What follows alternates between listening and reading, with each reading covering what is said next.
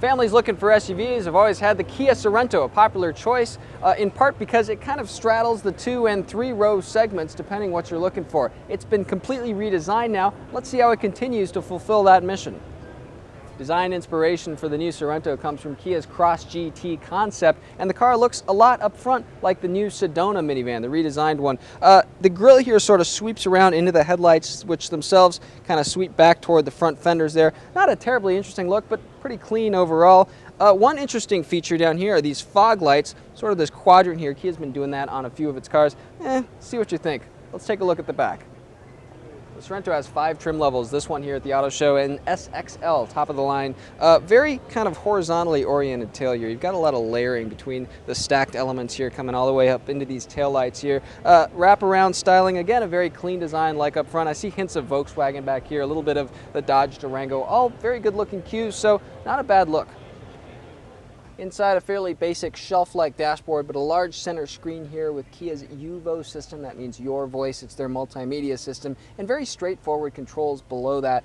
2 large knobs for climate dials, big buttons below that for things like heated seats, heated steering wheel. Storage areas, important in an SUV, obviously. Lots of them. There's a big bin here ahead of the gear shift, and a pretty decent-sized center console. A few more pockets here to throw coins and other things. Taller drivers, take note, the seats in the new Sorento have a really impressive adjustment range. I'm 6 feet tall and I sit, a good 2-3 inches of it all the way back here. So if you're much larger than me, you're probably going to be able to fit okay. Now let's take a look at those 2nd and 3rd rows. 2nd row legroom in the Sorento is pretty good. That's where I'd sit to drive. The seat could sit a little bit higher off the floor for adults to get enough thigh support, but headroom, very good. Now, this is a 40-20-40 split folding seat here, which means this comes down, either side comes down. Pretty impressive there as far as versatility. Not so impressive is the fact that a walk-in feature for the 3rd row only comes on this passenger side. This side doesn't do it. It only folds down. Let's check out that 3rd row real quick. Now, Kia says there's another 1.5 inches of access space to the 3rd row. Still kind of tight overall, though, getting back here. Once you're here, headroom kind of tight, but legroom actually is okay, especially considering this is the 2nd row all the way back. If you moved it forward a few clicks, adults might actually be able to fit back here for a short, medium trip. Now, Kia says that overall cargo space behind the 3rd row in the new Sorento is up 21% over the last Sorento.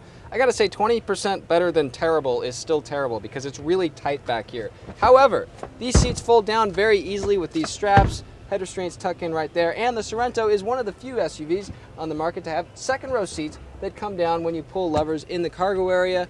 They're spring-loaded, they fall forward. Very simple conversion with maximum 74-ish cubic feet of cargo volume. Not bad.